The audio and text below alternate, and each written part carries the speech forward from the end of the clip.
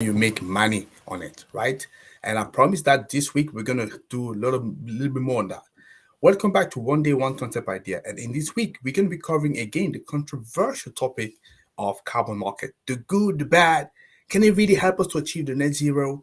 And how can renewables energy investors and developers take advantage of it? Yeah. So I want to look this video today on can carbon market help us achieve net zero? So let me know what you think in the comment section because I'd be quite interested to have a look at that. You know, in my case, I'm a firm believer of market-based solutions because they provide incentives and rewards for taking action. Who doesn't want that, right? So carbon market they offer a market-based approach to tackle climate change.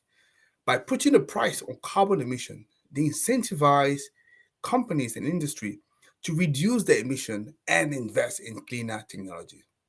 So this is not only facilitate emission reduction, but it can also help allocate resources efficiently across the economies. Carbon markets have been successful in some regions. For example, the European Union, the EU emission trading system, the EU ETS, where emissions have decreased since its implementation. They also encourage innovation and provide flexibility. And they also enable countries to set their own target and work at their own pace. So, indeed, the carbon market also create economic opportunities. They can generate revenue to the sale of emission permits, which can then be reinvested, in renewables energy projects, in infrastructure, and also in research. And the introduction of carbon market, they can mobilize private investment, enabling the scaling up of green technologies and supporting the transition toward a sustainable future. So this dynamic approach, what it does is it allows businesses to adapt and find solutions that fit to their specific context and accelerate progress towards their net emission.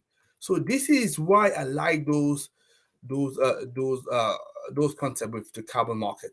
But it's also fair to say that there's some challenges, with carbon market. The effecting of carbon market it depends very much on the design and implementation.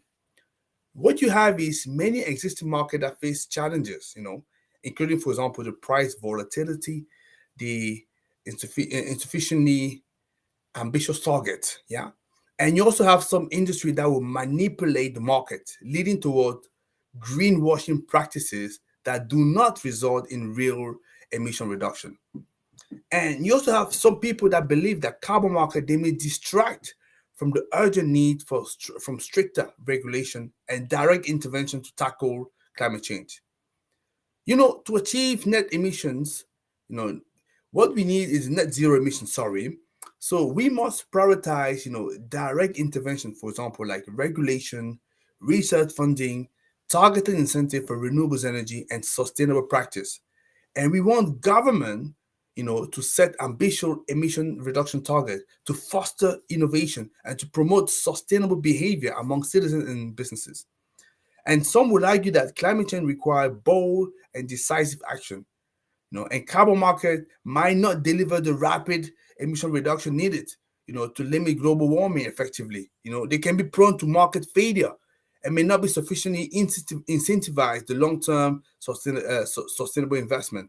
However, it's worth noticing that carbon market won't address the systemic change required to transition to low carbon on their own. Yeah, so they must be effective when integrated on a broader climate policy framework because it is a market mechanism. Carbon market drive innovation by allowing businesses to find cost-effective ways to reduce emissions.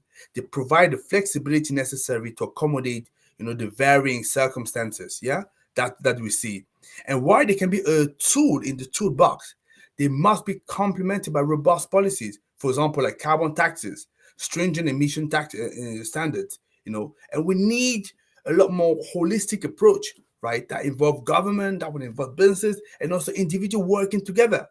And although carbon markets, they face challenges in the past, a lot of lessons have been learned, from those challenging experiences. They have improved now the design and implementation of those carbon markets. And by ensuring transparent monitoring, a robust verification process, and also strong penalties for non-compliance, so we can significantly moving towards reaching net zero through carbon market. So I believe it's a good solution to have. So that's what I have to say. So I know I've covered a lot more than usual. So we're gonna carry on tomorrow. But if you like this video, three things: you want to comment on it, you want to like it, want to share with people that you know. And for me, I see you tomorrow because we have